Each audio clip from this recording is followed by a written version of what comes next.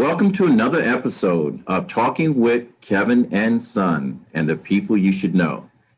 Today's episode is brought to you by RMK Production Network. This is a production of RMK Productions and the 10 United Podcast Network. Through the power of story, our mission is to uplift through the voice, inspire and share stories and experience and perspectives using the framework of teaching, learning, and modeling. Our purpose is hope, H-O-P-E, helping other people every day. To our listeners, I want you to sit back and I want you to think about what I'm about to say. When I mention the word Black, mention the word entrepreneur. When I mention the word Black woman in business, what is the first thought that pops into your head? Well, today, ladies and gentlemen, my guest and my good friend, Alicia Gardner, founder of Kulture Elevation, spelled with a K, may be the one that will be able to answer this question. But before we get into the business of talking with Kevin and Son, I want to tell you my son is absent today, only for the simple fact that COVID-19 has complicated a little bit of his life, so he's going to be gone for a little bit. But we will pray and look forward to having him come back. So people should know I'm listening to Miss Alicia Gardner. She's sitting there. I mean, ladies and gentlemen, I'm talking about if you have not thought about making a change in your life, you're going to be inspired to do so today. Alicia, welcome with Talking with Kevin and Son. How you doing? I'm so great, Kevin. Thank you so much for inviting me on the show. I'm super excited this morning. How are you doing? I'm doing great. I know I want to talk about your business. You make some great stuff. You have a company that you've created. You've taken a risk in a very big market, especially being a woman of color in this market. But my listeners want to know who you are first. So if you can tell me a little bit about you, where you grew up, where you came from, give me some idea of who inspired you. Talk about your husband that you kicked out of the house today, along with the kid. Let's go ahead. Tell us, let our listeners know who you are. Absolutely. So, I'm big on stories. I think that stories really help to paint the picture in terms of who people are. And, my background is so diverse. So both of my parents are first generation. Well, I'm a first generation American born in the United States. They're both Jamaican. So growing up, I was immersed in Caribbean culture, foods, everything that made, Blackness. So growing up, it was kind of funny because people used to tease me and they were like, you don't know American artists, but you know all of the reggae artists. So I just remember growing up in a very eclectic household where creativity and being yourself was something that was embraced every single day. So fast forward to today. So I started in Illinois. But I had a great opportunity to move to the Virgin Islands for 3 years with a job opportunity. And that was the first time where I was given the opportunity within corporate America to truly let my Blackness show. So, we work in corporate jobs a lot of times where you have to look a certain way, you have to be a certain way. Whereas in the Virgin Islands, you're with a predominantly Black society. So everyone at the company is looking like you. So you've got, the president of the company who is Black, head of HR, marketing, all of these different people who are in positions of power and authority who look like you, and Blackness is everywhere. And so that was a point in my life where I realized that this is my calling. Like everything about this lifestyle and just being myself and being authentic every day needed to come through. So my husband was with me on that journey, and I have now she's 9, she just turned 9, daughter. And so what's your name? Her name is Kira. So right. Funny story. So I have my husband who's Kier, my daughter is Kira, and then I have a stepson and he's Kier Jr. So I always tease my husband, like, what's the deal with all these Kier, and Kira? So, but it's really interesting to see the dynamic between, my husband, who's actually 10 years older than me, And then my daughter and just the relationship that they have, she's very much a daddy's girl to the core. I never know anything. She has to go to her dad for final approval. But it's just really cool to see the relationship that they have and how close that they are. Right. So getting back to, the experience in the Virgin Islands, that is really where the bug was kind of planted for me to create Kulture. I saw very early in my daughter that she was very creative. She loved art. She loved music. Anything that had to do with the arts was something that she thrived in. And I kept thinking to myself, there's really not an outlet for children, especially Black children, who can go out there and express their creativity at a very young age. So that's kind of what was the seed planted for Kulture and wanting to be an entrepreneur and wanting to do something that would give her a platform as she's growing up to really express herself and be herself. And my husband, being who he is, very, very supportive. He's one of those people where anytime I come up with a grand idea, it's usually, how can I help? How can I support you? What do you need? Versus, we can't afford that, or, oh, we can't do this. It's always, let's figure it out. And so because I have that kind of partnership with him, it allows me to kind of push the boundaries and the limitations of what I thought I could do, because I know that he's in the background holding it down when we need it. So, I really believe in partnership in marriage and being able to be yourself. I tell people all the time, when you meet somebody, you have to be honest with yourself in terms of who that person is. So if they're coming to you and they're terrible with money, you have to ask yourself, when you're going through that relationship, am I really able to deal with that? Or is that going to be a deal breaker? And be honest about that. So if this person is really bad with money, but you're really good with money, can you have a conversation where you handle the money so that that's not a sticking point in your relationship moving down the line? So those are things within relationships. So my husband and I have been together for 20 years and we've been married for almost 16. So it's been always kind of that give and pull in terms of, what is it that you're aspiring to do? How can I support you? And vice versa. And we've always looked at our relationship as what's good for the collective versus what's good for just one or the other. And I think that's really the success of how we're able to make this partnership work, because people say, marriage is a business. And it really is, because when you're having that contract with someone, it's not just about love. You're putting in a lot of different factors. So where do you feel about religion? Where do you feel about money, finances, savings? How extravagant of a vehicle you're going to drive versus how simple one is. Those are all conversations that you have to have early on so that you can make sure that as you're growing together, you're growing together versus growing apart. That is so true. Let me ask you a question, because listening to you, you sound like you're a CEO and have been well schooled in corporate America before you started this business. Were you working in the system? This is what I call when you're working on someone else's dream. Were you working in the system? Were you educated at a historically Black college or whatever? Let's rewind. Where did all this come from? Because right now I'm watching the finished product about to sell. Were you working for someone before, and what made this transition? So actually, I'm still working. I still have a 9-to-5 job. But one thing that I looked at when I am joining any organization moving forward is, how do you handle diversity and culture? So, for me, I'm not at a place where I'm comfortable enough to just do my business full time as yet, but I'm going to get there. I know.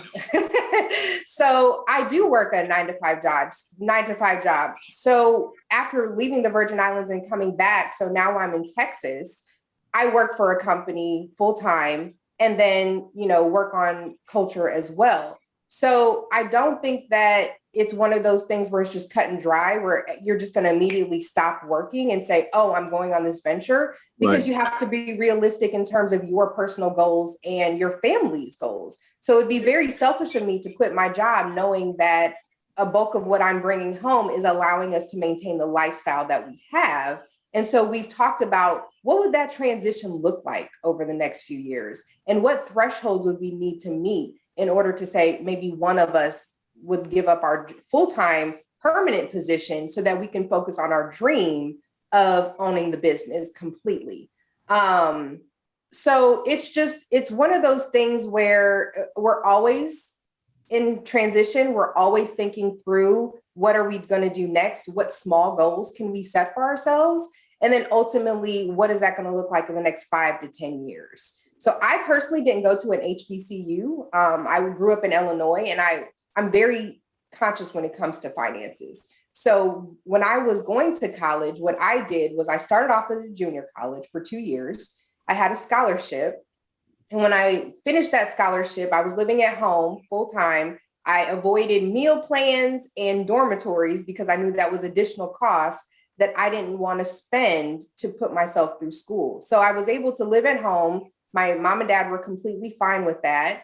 And then in doing that, I saved a lot of money. And then the last 2 years of school, I went away to Western Illinois University and finished my undergrad degree. But while I was there, I did some research and found out that as a student, if you worked 20 hours a week, you were able to apply for financial assistance through the government. So you could get food stamps, you could get housing allowances, things like that. So I was able to get an apartment my last 2 years of school as a student, drastically discounted, so that I didn't have to tag that on to my normal loans. So typically when kids get out of school, they're owing $30,000, $40,000, $50,000 in loans. I only owed about $16,000 after 4 years of school. So those are the type of principles that I try to instill and, talk to my daughter about in terms of money and being smart about how you do things. Like, I don't want to be like everybody else.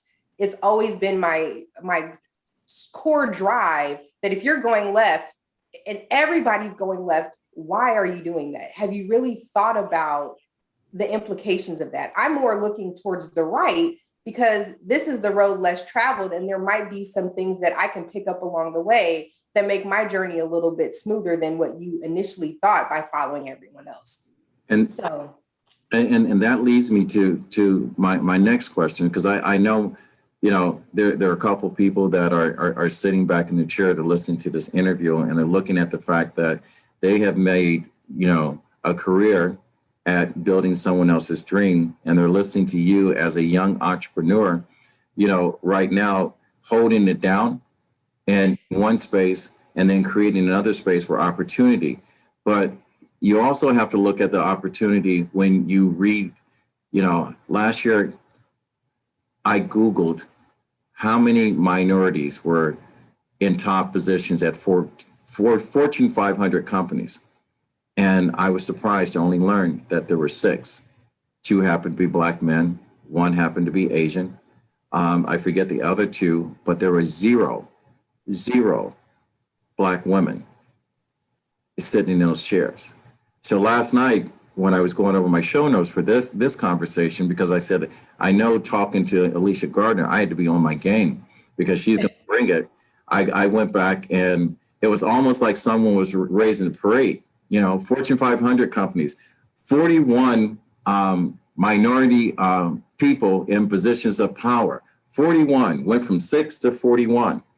But what floored me is when I looked at the number of representatives that look like you and me, and I hope no one pulls over and parks their car and goes, it can't be. And I hope, no one pulls over and says it's a good start.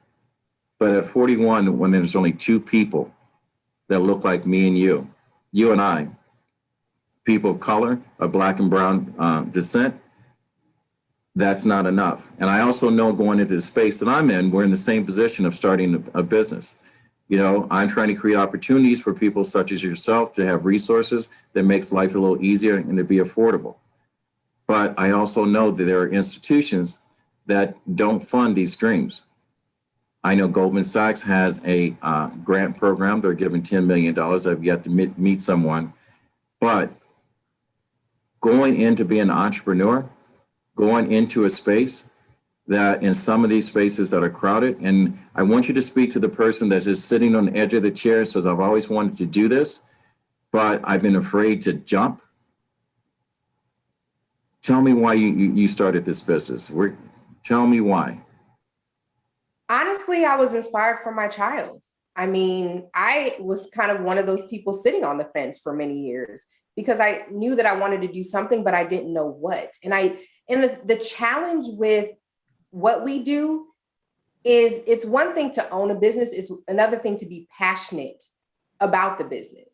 So, you know, you can have a t-shirt company or you can have something out there and you're just pulling in revenue, but if there's no heart behind it, people feel that and they see that. Whereas with Kulture, for me, it literally is an extension of myself. I see myself in everything that we're doing, whether it's the sayings, it's the feel of the website, it's, you know, the quotes that I'm putting out there on Instagram every day.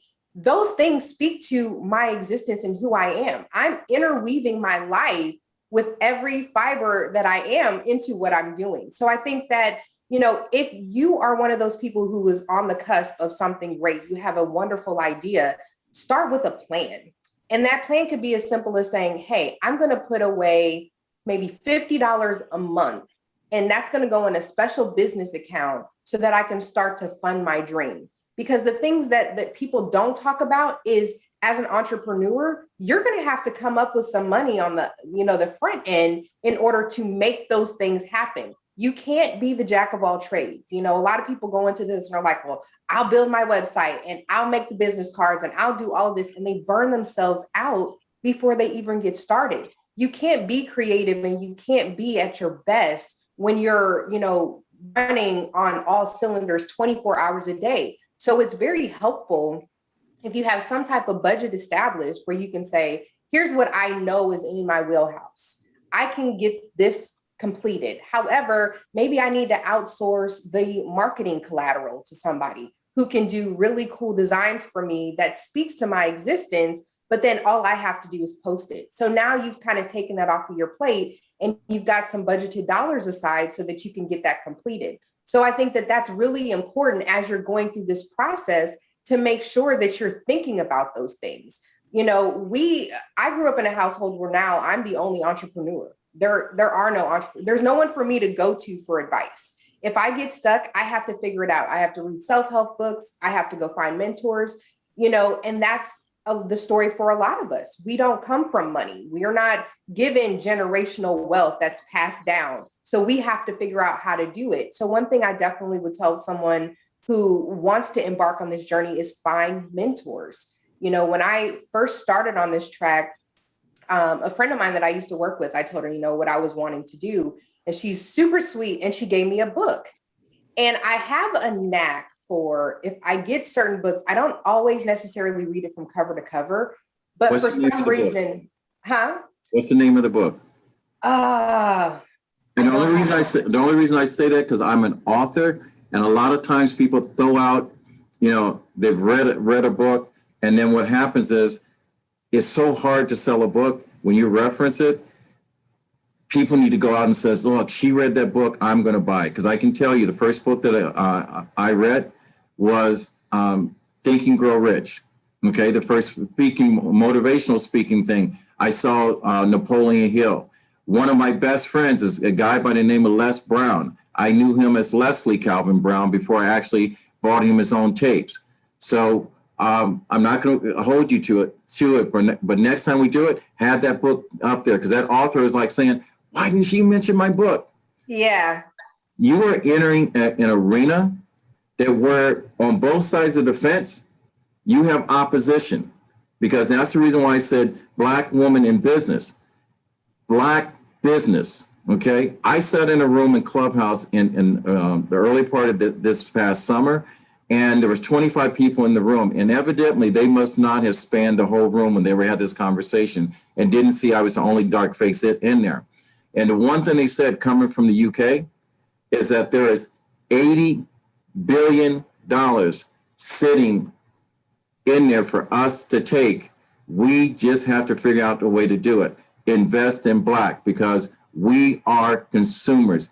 This is what this guy said. They like buying shiny things. So if it says they don't look at us as business people. And then when I have the conversation is that, why aren't you supporting Black businesses? Well, the quality and the service is not the same. But I also know that yesterday FedEx dropped off a product for me from UPS and left it in my driveway, and it rained. But we hold Black businesses to a higher standard. How are you overcoming the obstacles? For one, on one side, resources are not there because they hold feel a certain kind of way because of your color, and they don't take chances on you. And then you got a population that you're trying to market to that thinks that lighter and brighter is better, and they don't support. How do you overcome that mindset? And let me say this. I apologize for saying lighter and brighter, but some people, when you say white or Black or whatever the case may be, they have a certain kind of way. And I've already had that talk today about words without thought. So if anyone is offended by it, be very honest, don't go to Capitol Hill next week. I mean, you bring up a good point in terms of our ability to level up customer service wise, but then also having this conversation to say, hey, I'm very transparent. I tell everyone that I work with or that I'm, reaching out to, please bear with us. We are a family run business. So we are doing our best to meet you where you're at. I always try to do a lot of communication. If I get in a shirt and it's not the way that I would want it to be, and it's not up to my level of quality, I'm definitely going to reach out to my client and say, hey, give me a little bit more time. I didn't like how this shirt came in, and I want to make sure that you have the best product possible. So I make sure to do that. All right. See, you just did something that people complain about. You improve the quality. QVC is that quality, value, and convenience, and then communication with your customer. I am not going to deliver a product that doesn't represent me. Now, I see the shirt that you have on. Some of you guys that are driving, my listeners, can't see the shirt, but she makes a killer product. All right. First of all, how can people reach you, and how can they get your product? So you can visit our website. We're at www.kulture.elevation.com. So all of our products are out there. We typically try to switch it up every so often, and keep in mind, these are all one-of-a-kind designs. You're not going to find these anywhere else. And I do everything I can to make sure that they're elevated, that you feel a certain way when you put them on, and they're making a statement. Another place you can find us is Instagram. So we're at Kulture Elevation Inc. on Instagram, as well as Kulture Elevation Inc. on Facebook. So you can find us on all of those platforms. You can also find us on LinkedIn. We have a presence on LinkedIn where we, post a lot of our information there. Same thing, Kulture Elevation Inc. We recently are trying to get into TikTok. I put out a little reel the other day just to kind of test it out. And so we do have a presence there. But I think what I'm most proud of is our kids' YouTube channel. So we have Kulture Kids, the YouTube channel, and all of the links and stuff are in our bio. So we have a link tree that you can easily, it's really hard if you're driving to be able to remember all of this. If nothing else, just remember you can go to Instagram or Facebook, and there's a link for our link tree, and it has all of our social media platforms listed for you there. So Kulture Kids, the website for YouTube, as well as our Kulture Elevation YouTube channel. So the Kulture Kids, which is really cool, we've got a lot of video. We're working on doing videos for kids that really elevate the culture. And so we can talk more about that. Give me an idea of what Kulture Kids is and what type of videos and the purpose. Yeah, so, we're really living in a overly sexualized existence right now. And as a mother, I really struggle with what my child is being exposed to on YouTube. Like, that's her favorite go-to. She'd rather watch YouTube than she'd rather watch Netflix. And so I was struggling with her just watching the iPad and looking at things that are either really, really silly or, borderline inappropriate, and having to reel that in. So it came to me to say, I'm always teaching her about quotes or morals or, anything that talks about education and furthering, her in the right direction. Why don't I create a channel to support that? So what Kulture Kids does is I had really took a lot of time to cultivate a library for her at one point where it's all these different stories about Black children. So they have morals, there's different lessons that you learn from the different stories. And so her and I would read the story together, and then it would turn into me explaining what she should have learned from that story. So I've taken that and I've wrapped it up into the Kulture Kids YouTube channel, where now I'm reading those same stories and having those conversations with you and your kids. So maybe the story is about conserving. And at the end of the story, I talk about how you should conserve, why it's important, things that a parent would say to their kids. So if you ever give your child the iPad or anything like that, and they're sticking on the YouTube Kids shot, the Kulture Kids YouTube channel, that they're getting quality information. They're going to be taught about everything from, being bullied. We're going to have different segments where we talk about, how do you manage that?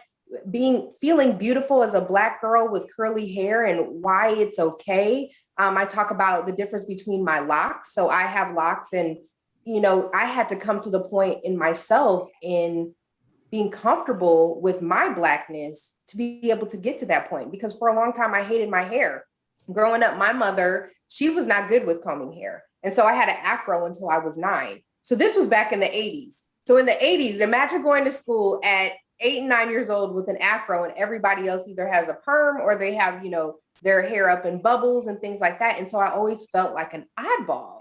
So growing up, once I finally got a relaxer, I felt like I kind of fit in. It was like, okay, now I'm more comfortable. But as an adult, I've retransitioned back to my natural state, and there's a lot of products to support that. So I wanted to make sure that my daughter grew up feeling comfortable in her own skin. So I had to model that behavior. So Kulture Kids is really about modeling the behavior that you want your children to have and that you want them to be exposed to, without always being in fear. Hey, that's a little bit too much, or that's, out of their scope of what I want them to know at this age. It's amazing that you bring that conversation up of being comfortable in your own skin. And I know our listeners, especially our listeners who are not Black or brown, are trying to figure out, how is that? How do you not feel comfortable in your own skin? I said, we are the only people that have to find where we are, our place in this society. And people don't understand that, our origin was not of this world. The flags and the stars and stripes did not represent us. And when we talk about, and I share the same conversation, is trying to find my place. What do we call ourselves? People say, do I call you Black? Do I call you, don't call me that word, all right? Because I'm not about that, because I know what that word meant and growing up, and you cannot play that music in my house using that word. But, I'm proud of you, of finding out who you are and who your truth is. I am very proud of you to be passing on that knowledge and that education to your daughter. I'm actually proud of you for taking the next step and putting that into the world, because there are a lot of us that are not comfortable with having that conversation on either side. To have a reference point, to have an uncomfortable conversation, because knowledge is not about being comfortable. Knowledge and education is about getting you to think. And absolutely. And listening to and looking, and I know I get very excited that you guys can't see this, but some of you guys that are on YouTube, she's got a picture of me and over her right shoulder of me painting. I don't remember who painted that picture. Likeness and my action is killer. But also the thing, I'm an artist. I'm a closet artist. But when you brought up the fact that you created a product that is allowing creative people to express themselves through your business, that means a lot, because my grandfather always said, when you get to a point that you can help someone else along, it is your duty to do so. But he also said, you know, if they get heavy, it's not your responsibility to haul them around either. But you are doing something that God says that is our duty to serve. Tell me about some of the artists and show me some of I know you got a couple of T-shirts there, the product you produce, and tell me a little background story of how you found these artists, what inspired you, and what was the connection that you've taken their artwork and you're sharing it with the rest of the world. So, you know, a big part is, you know, the stories. So one of the stories that I read by Rachel Isadora on our kids YouTube channel, she has done a great job of taking fairy tales and making them very Afrocentric. So those are, you know, some of the things that I have implemented within our catalog to share with kids and, you know, give them little character voices and make them unique and kind of immerse you in the story. So we are still building out this channel. So I invite creatives, whether you're good with financial literacy, whether you're an author yourself, whatever the case might be, if you have something that you're willing to videotape, send to us so that we can get it edited and culturify it so that we can put it on our platform, we would love to support individuals in that space. Some of the things that we do, we're very, I do very conscious, like, so this is ISIS or on our Kulture shirt. And this was literally done for our first campaign. So how we have it built out is through campaigns every month. You pre-order your shirts and then we send them out. So this was one of my favorite designs, kind of introducing the world to culture. We also, you know, will be a little fun. So this shirt is kind of cool. And this one says, I'm classy and I'm sassy and I'm a tad bit nasty. So, you know, for our little flirty styles, if you like something like that, we do, you know, cool designs like that. We also have our logo shirts. So our logo shirts come with the KE symbol. So this is, you know, our logo, and we have these on hats, hoodies, just about everything you can think of. So you can definitely find that on our website. And this was also from one of our campaigns where I talked about manifestation. So, you know, when I think of manifestation, I think about anything that I want, I can have it. I just need to be very deliberate in saying, hey, universe, this is what I want to accomplish. So this one says, I dream it, I want it, I got it. And that's very much how I live my life. There's nothing that's going to hold me back. If there's an obstacle in my way, I'm going to figure out how to overcome it, whether that's talking to the right people, finding resources. And that's really how you have to look at your entrepreneurship journey. So we definitely open our doors to creatives in all different spaces. We want to talk to you. What is it that you bring to the table? Let's talk. Can we maybe collaborate on a video project? Could we potentially have you work with us with some of our photography needs, things like that? So one thing that Kulture definitely does is we partner with other Black-owned businesses. So all of our shirts are printed by a husband and wife team out of Michigan. They are a Black-owned business. Our marketing staff, so the girl who did all of my collateral, so my websites and everything like that, I actually worked with her in the Virgin Islands. And it's so funny because when I met her, I said, you know, you are amazing. Like, if no one else tells you how talented you are, I already see it. And at the time, she was interning with the company. And I said, mark my words, once I figure out exactly what I want to do for my business, I'm coming back to you and you and I are going to build this together. And so fast forward, I think it was about 4.5 years later, I got back in touch with her and I'm like, okay, it's time. I'm ready. Here's what I envision. And I think because she already understood where I was coming from, it literally turned into those conversations where, okay, here's what I'm thinking. And she was like, oh, light bulb, I got it. I know exactly what to do. And she'd come back with these amazing designs. And I'm like, oh my gosh, did you go into my head and pull these ideas out? So I usually try to partner with people who are like that, who get it. If I don't have to explain it to you, that means you're intrinsically going to be motivated to be a part of this because you understand it, you get it, it resonates with you. And so that's the heart of everything that we do, because And people that that's we're working with, it resonates. and that's the key to marketing, which you've got, you hit it on the head. If you have to explain it, you missed it. But I want to ask you this, because you come across as extremely positive. I've had great conversations with you. I mean, we can talk all day long on all different subjects and make changes in the world. But I also know that going into business, sometimes there's a couple of lumps in the road. Give me two potholes and give me a lump in the road, and where was one wall? So initially when I started Kulture, I had a business partner. So my business partner and I, she kind of was going to go with the creative side of the business, and I was going to do the business side because I'm a project manager by trade. So when it comes to getting paperwork done properly, making sure taxes are filed, all of those things, I was like, I know that this is my lane. I'm really, really good at this. So I'll take that if you want to do the creatives. A series of things happened in her personal life, which made it increasingly harder for us to do things together. So it was starting to turn into me doing more, and then her kind of saying, well, I can't talk about it. I'm not in a place to deal with it, whatever the case might be. Over that period of time, it was getting to the point where, within any relationship, there's always someone who does a little bit more.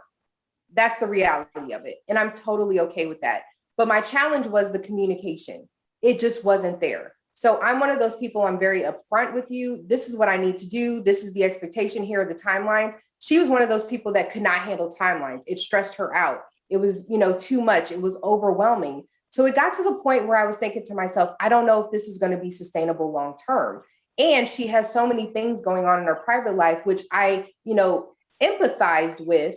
But me being who I am as a businesswoman, I couldn't have that stop me from continuing to help the company grow. So we had a conversation and ultimately, talked about severing ties. However, there was aspects of what we were doing that she would keep and aspects of what we were doing that I would keep. We signed off on all of that information. We agreed to it, and we were still friends. And then, a few months later, I think after we launched, she started to see what we were doing. She felt a certain way about it. So now we are no longer in contact anymore. She's kind of written me off, and, it really bothered me at first, but then I realized this is something where people come into your life for a season, and sometimes that season ends. And I can't let that be a roadblock for what I'm trying to create and accomplish, because I know that there's value in it. I know that this is needed. This is something that was always a part of me and destined to come out. I hate that the relationship ended that way, but I really did try to end it on the terms of saying, listen, I want to be equitable. I want to take into consideration that you did bring value to what we were doing. But ultimately, me working with my contact in the Virgin Islands is what brought this to life. So now that things are, kind of split down the middle, she's gone her way, I've gone my way, I'm really more focused on that family environment and that family aspect and making sure that I'm creating that generational wealth. But that's a huge hurdle that you have to come over as an entrepreneur, because in a way that's almost like a slap in the face. Like, this is not what I was expecting. I was expecting us to continue, be friends, work together. And I think that you just have to find ways to find the light at the end of the tunnel and not let it derail you and what you're focused on. I've always been told that I'm one of those people who is not emotional about anything. So I look at things very literally and from a does it make sense or doesn't it make sense perspective, whereas other people are emotional. So sometimes I'm not always one of those people that'll coddle you. If you want to have a boohoo moment and cry about something, I'm probably not the best person. I'm more of that person to say, what is your issue? Here's how we can solve it. I'm not going to be that friend that's going to sit there and, cry with you or want to tear up, your boyfriend's tires because he cheated on you. I'm going to be strategic and I'm going to tell you, okay, let's think about this a little bit. What can you do to get out of this situation? What do you need to help you heal? That's the kind of conversation that I'm always wanting to have, or that I do have. So I think that being in business with someone who was more emotional versus that pragmatic side that I bring, sometimes it was just a little bit too much, and that balance was upset. And the reason why I asked that question, because people don't realize why relationships go north and south when they started out together. And even when we started RMK Production, we had three total strangers. We had never met, but we had bonded in a way that seemed unnatural. And when we created a concept, and I remember my partner, Raymond, saying when we created our mission statement, he said he will not waver for 1 second from what he really is. And when I was thinking about when I wrote my book, I said, when I released my book, I was 100% committed that I knew who the person was behind the pages on that book, as well as my partner, Marjorie. Now, we still have those moments, but the other thing is we always come back together because of the communication, and our mission and our purpose to helping other people every day is still consistent. People do not realize that. And that's the reason why I wanted you to share that aspect of your story, because everyone wants to be an entrepreneur, but everyone doesn't know what it feels like to be an entrepreneur, because every single day is not a parade. All right. Every single time you write a goal, as something happens and 30 days later, you're still at the same place where you started at, which is the reason why I say, stop making goals, create a task, finish that task, get to the next task and move on. And eventually you'll get to where you need to be at the end of the year, or whatever the case may be. You've given a lot of very profound information, insight on how to start a business, how to maintain a family life, how to serve your community and give back. But I do have to ask this, okay? Because no one does this one thing alone. Someone had to inspire you. Where did this come from? Who was the, you probably don't even remember Kool-Aid. Who was the sweetener in your Kool-Aid?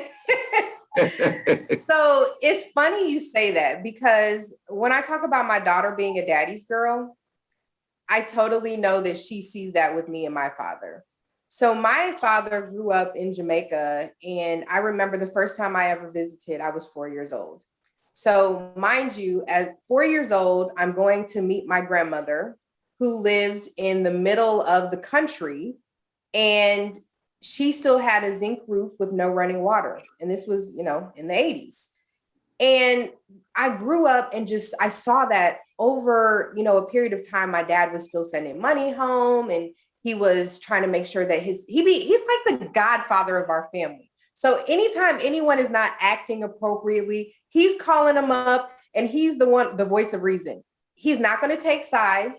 There are no favorites. Right is right, wrong is wrong. My dad has this very, very strict moral code and compass. He's like due north all the time. And so I remember just growing up and looking at that. And for a long time, we used to butt heads because I was very outspoken and I knew what I wanted, but yet he would be very, outspoken in terms of what he expected. So we bumped heads all the way through high school. Like I couldn't stand my dad through high school. I almost went to the Army to get away from my parents because it was just too much. And so ultimately, I obviously didn't go into the Army, but once I graduated from college and my dad kind of pulled back because he saw that I had done all of the things he had wanted from me. I went to college, I got married, I didn't have kids before I was married, things like that. He realized that I was good. His work was done. So we were able to forge like that really good father-daughter relationship in adulthood. And, I always watched them. My mom and my dad, they would have conversations at the kitchen table about finances. And he would tell me about 401ks when I was 10 and how I had to have life insurance and the mistakes that people in our family were making and why I should do things differently. So I was always watching my mom and dad and saying, they came to this country with nothing. We've been able to build a life here. My dad built a house. That's a huge accomplishment for someone who came here with very little education, and he had a trade. And so I just really respected them and realized, okay, it's really my job to make sure that I'm successful. I have to go to school. I have to, live up to my parents' expectations. And they were really the inspiration behind that because I saw where they came from. We still have family that are struggling in Jamaica, and there's no way we can help everybody. But just seeing where they were coming from and what they sacrificed in order for my brother and I. So my brother and I are 9 years apart. And, just listening to my parents' conversations, they were the surrogate family. So where we lived in Illinois, we would have all of the Caribbean students at the local university. They would come to our house for all the holidays because they couldn't afford to go home. So I met people from Africa and Bahamas and all of these different places very, very young. So it was like when I was growing up, I was ingrained with education, knowing things, being different, embracing your culture, embracing your history. And that was what was inspiring to me. And that's never left me. So now that I'm an adult and I see people who really struggle with identity, I don't know what that is because I always had that growing up in terms of knowing, my ancestry. Like my parents are Jamaican. I can go back to the land and see exactly where they're from. And a lot of Black people who were born in this country, they don't necessarily have that. And they don't have that story behind it. So it really changes the narrative in terms of how you see yourself, how you raise your kids, how you, interact with the world. So I would definitely say my parents were very inspiring growing up. Yeah, I've got a lot of people that were the hands in my soup as I was growing up. My Uncle Bill used to always say that he's got to go out and get the world ready for me. He says the world's not ready. When you see the intro to my podcast, I have several friends that says, "Are you ready? Are you ready?" No one knows this. This is the first time I ever said this to anyone.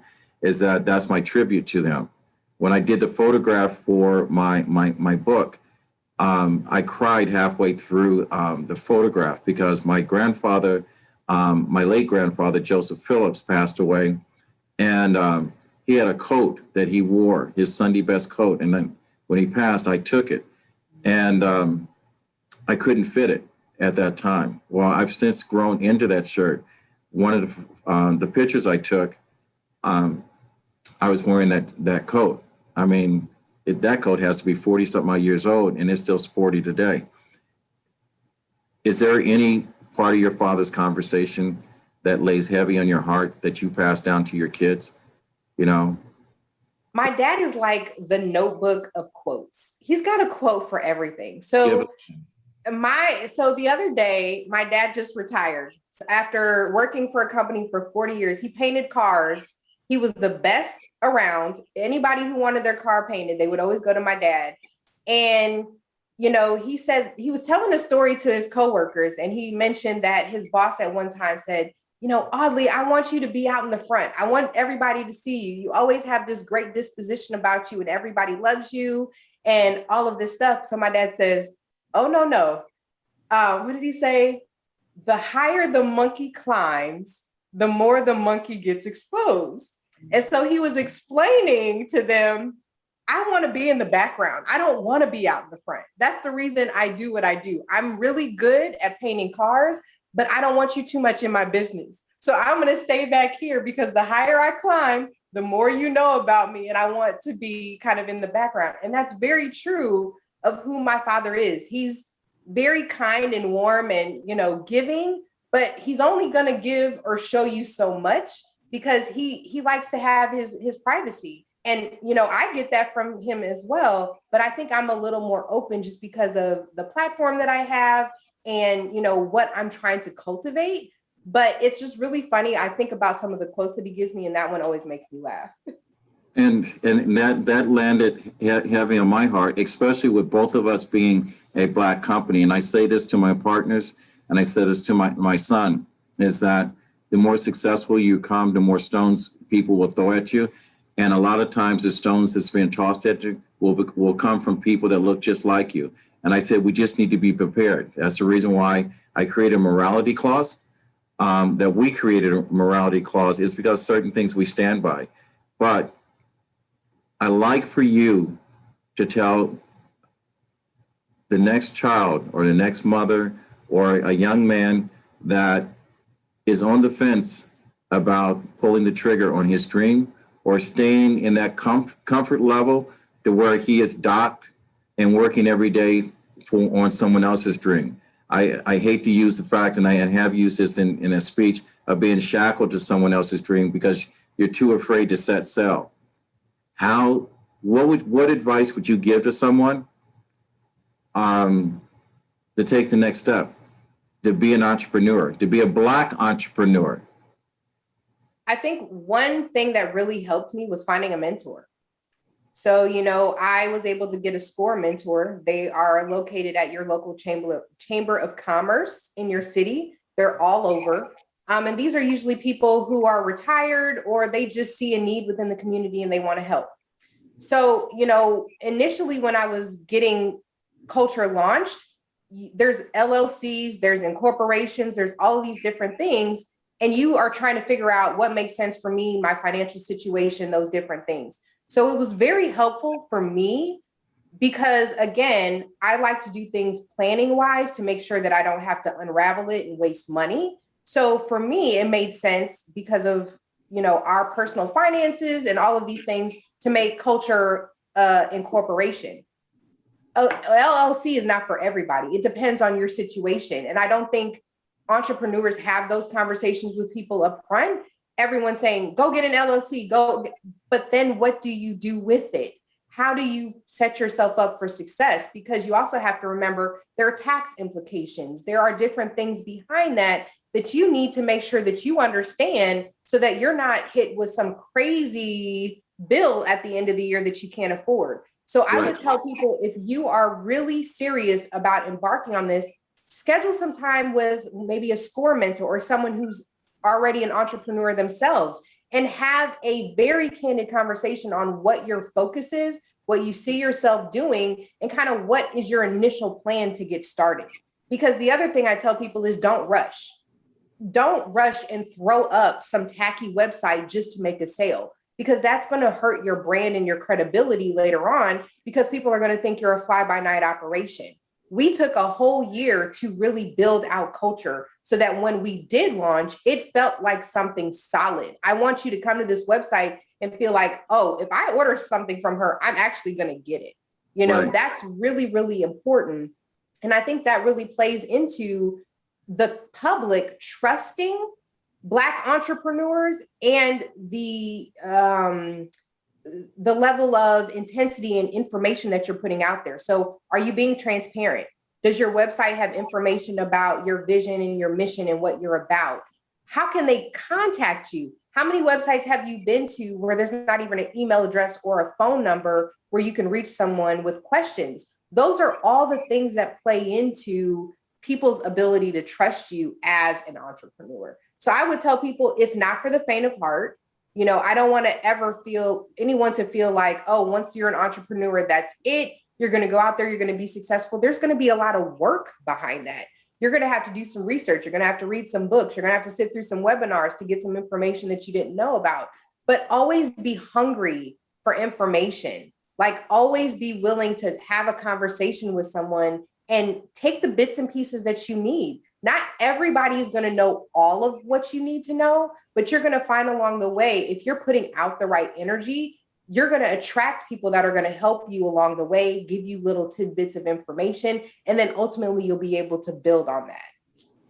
To our listeners, Ms. Gardner, what do you want them to take away from what they've learned about you, what they now know about Kulture, elevation spelled with a K, and what your dream is?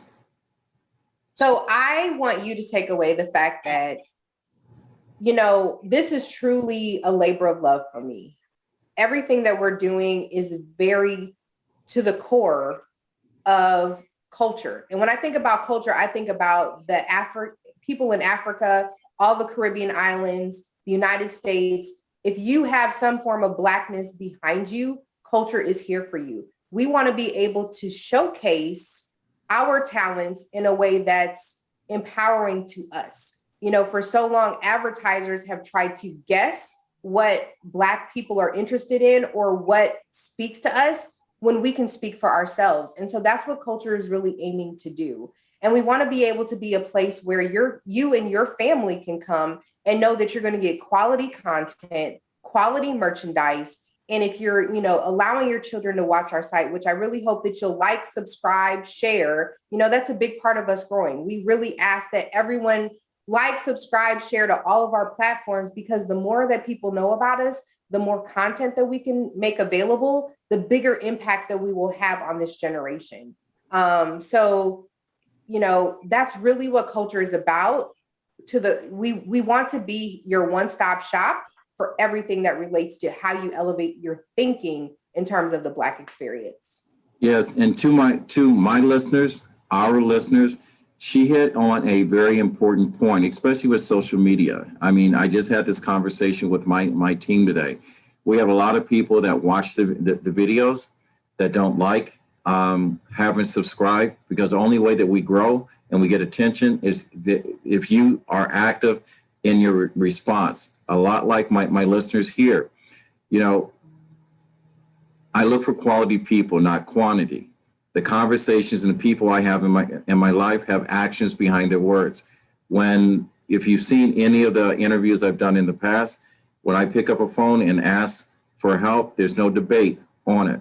I've learned one thing about business and speaking to some people that are very prominent in business, including Mark Randolph of Netflix. He says people, I don't know where this quote comes from, so please correct me, but he says, investors don't invest in the product. They invest in the people behind the product. Kulture Elevation is a product that if you're someone that is looking to be more than what you are today, and to see a rose turns into a floral store, then reach out to Kulture Elevations. All right, please correct me. And Alicia, tell our listeners again before I ask the last question, how can they reach out to you? How can they contact you? If you have any questions and you want to get in touch with me specifically, Alicia Garner, you can reach me at info@Kulture with a K, elevation.com. So we have a box that you can, you know, definitely send me an email. I'm also very active on all of our social media sites. So if you send me a message through Instagram, Facebook, any of those, I definitely will get back to you and answer any questions that you have about what we're doing, how you can get involved. Big thing, if you want to get involved and be featured in one of our videos, whether you want to share content that you built for kids or whatever, you know, get in touch with me. I definitely love to work with my brothers and sisters out there who are doing things. Let's create a community that we can be proud of. I like to be part of your team. So we have to talk about this. Your big ask. All right. If I can flick the switch and grant you exactly what you want, and I want you to take a couple seconds before you answer this, because I've had this in a very generic way before.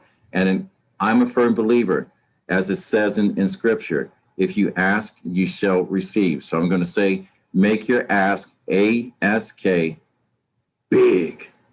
Go ahead. It's yours.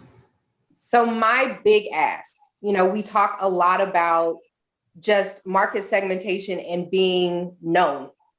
It would be amazing if I could get a celebrity spokesperson or 2 or 3 celebrity spokespeople. You know, Tabitha Brown is big right now.